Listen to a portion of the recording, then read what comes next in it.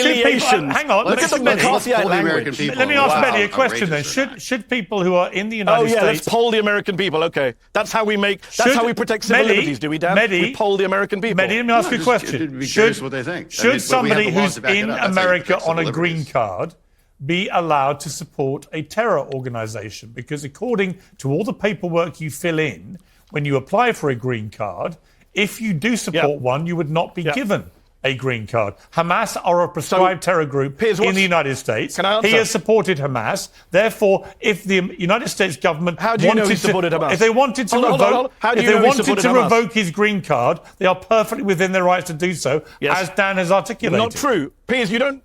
No, Dan has not articulated that at all. No law has been cited that says you can revoke his green card because of his speech. Piers, you don't know what you're talking about. You can't revoke a green card because you don't like someone's speech. If you support a terror group, where's your evidence of that, you would not get a green card. Where's your evidence of that, Piers? It's US Code 1227. Where's your evidence for that? Is this really going to be two against one? You're literally both talking at me at the same time. I'm not talking. You speak at one time. I can't respond to two of you. No, Piers asked me a question. No, Piers asked me a question, Dan.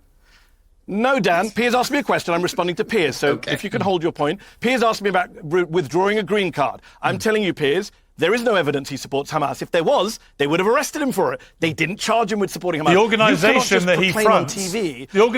that he fronts, actually described October the 7th as a victory. They described October the 7th as a victory. That's a speech. Piers. And that's free speech in this country. Maybe you live in the UK, you don't know about the First Amendment. In this country, it's offensive. Is it supporting Hamas? It's not a crime. Is it? If you say October the 7th is a victory, and I have not seen a quote from... There's a reason I read the quote that I read, because by the way, Piers, it's been 4 days. It's been 4 days. And it's not from him. Nice try, Dan, but the quote wasn't from him. There's 4 days. The US government and Fox News have had 4 days. To produce all sorts of stuff: video evidence, photographic evidence. Quote. They've got nothing, which is why they're not charging him with a crime. Well, let's see. And they're saying he's aligned with Hamas. Piers, can I finish the sentence? They're saying he's aligned with Hamas. You can't just say people are. You don't do that. Should I say, Piers?